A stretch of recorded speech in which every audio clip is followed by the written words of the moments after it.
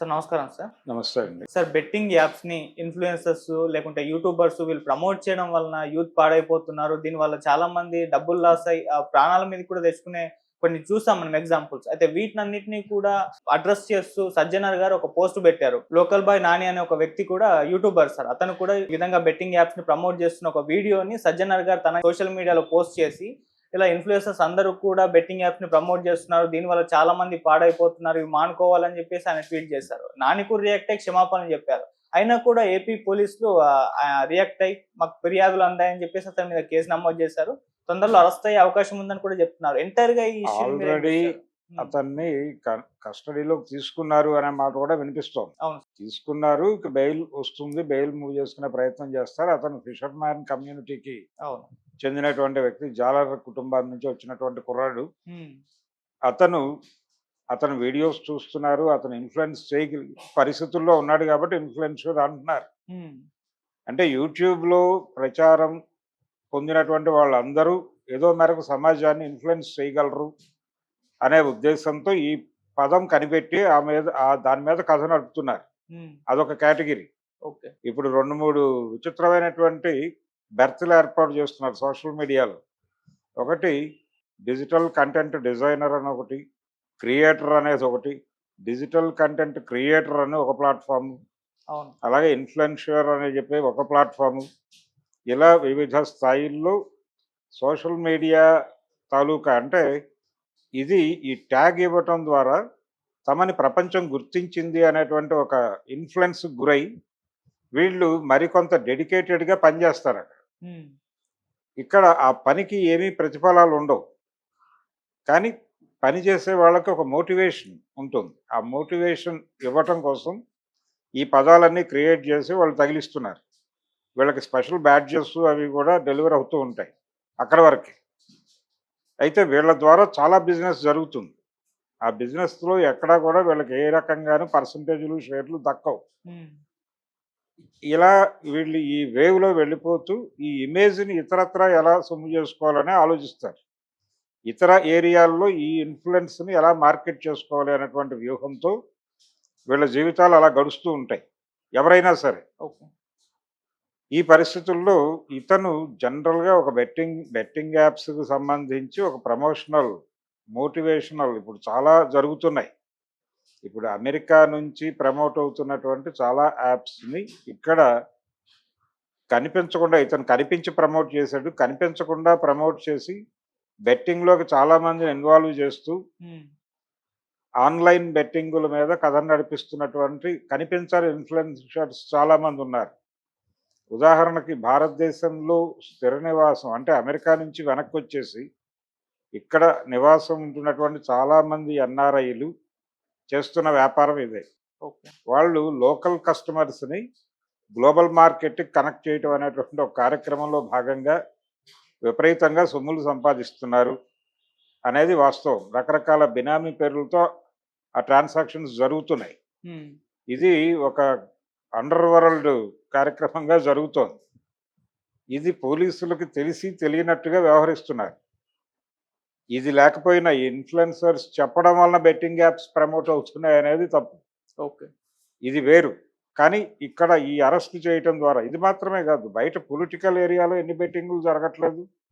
Without app ఎన్ని బెట్టింగులు జరగట్లేదు.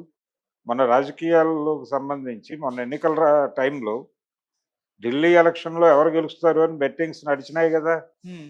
అది త్రూ యాప్ కాదు కదా! బయట నడుస్తున్నాయి బెట్టింగులు. అలాగే ఏపీ ఎలక్షన్స్‌లో ఎవరు గెలుస్తారు? జగన్మోహన్ రెడ్డి గెలుస్తాడని పందాలు కాసినోళ్ళున్నారు. అలాగే చంద్రబాబు గెలుస్తాడని పందాలు కాసిన వాళ్ళున్నారు. ఈ బెట్టింగ్స్ ఈ పద్ధతుల్లో జరుగుతున్నటువంటి ఈ బెట్టింగ్ మాఫియా అన్నిటికీ అప్పుడప్పుడు మేము కూడా దీన్ని పట్టించుకుంటున్నాం. మేము కూడా దీన్ని అణిచివేయడానికి ప్రయత్నం చేస్తున్నాం అని చెప్పుకోవడానికి కొన్ని అరెస్టులు జరగవలసి ఉంటుంది. ఓకే. ఇది క్రతువు మాత్రమే. దాన్ని నియంత్రణ కాదు. హ్మ్. బెట్టింగ్ యాప్‌లు మా దృష్టికి వచ్చినాయి. మేము కూడా వాటి పట్ల సీరియస్‌గా ఉన్నాము అని ప్రపంచం వీళ్ళని విమర్శించకుండా చూసుకోవటానికి ఒక విండోగా మాత్రమే ఈ అరెస్ట్ జరిగింది. ఏది ఈ నాని అరెస్ట్. హ్మ్. ఈ ఇన్‌ఫ్లుయెన్సర్ నాని అనబడే లోకల్ బాయ్ నాని అనబడే విశాఖపట్నం కుర్రోడిని అరెస్ట్ చేయడం వెనకాల ప్రోగ్రామ్ ఇది.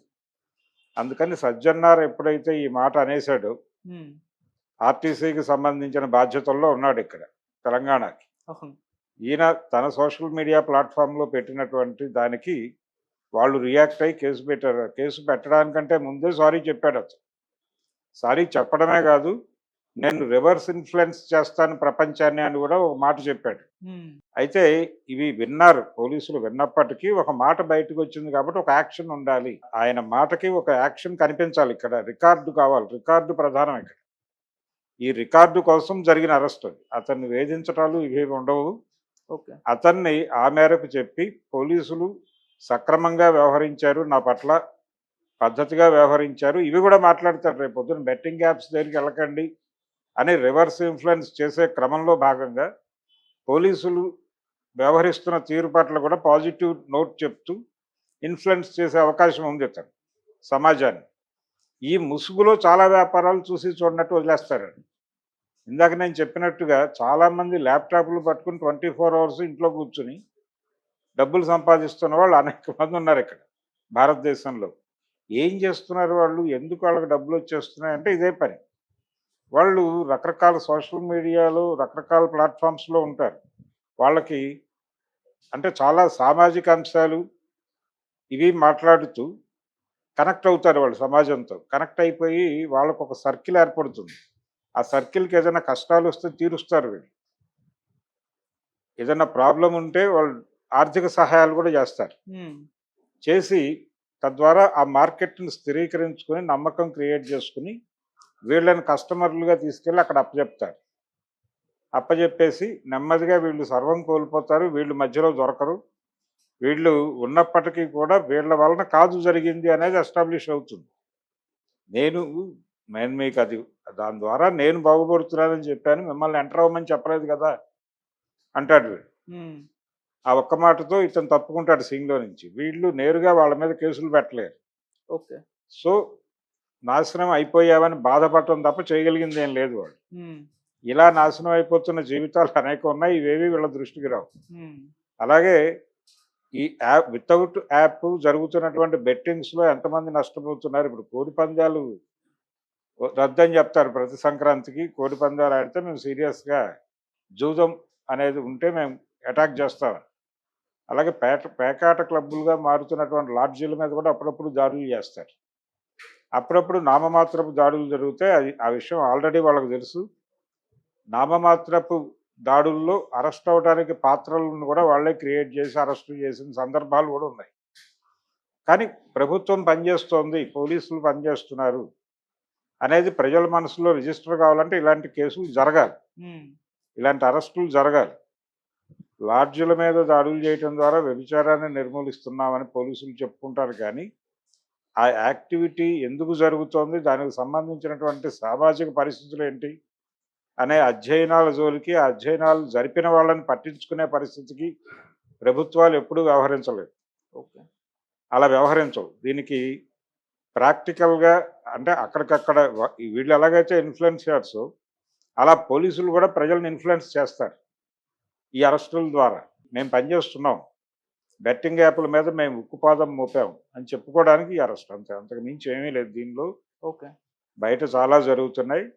ఈ జరుగుతున్న వాటిని అన్నిటినీ అలా ముసుగేయటం కోసం ఇలాంటి అరెస్టులు జరుగుతాయి. హ్మ్. అతను బెయిల్ తీసుకుని రేపో ఎల్లుండో మళ్ళీ బయటకు వచ్చేస్తాడు. బయటకు వచ్చేసి అతను పోలీసు వ్యవస్థని అలాగే బెట్టింగ్ యాప్లని తిడుతూ, పోలీసులను పొగుడుతూ కొంత ఇన్ఫ్లుయెన్స్ చేసే ప్రయత్నం చేస్తాడు వాళ్ళ తరఫున.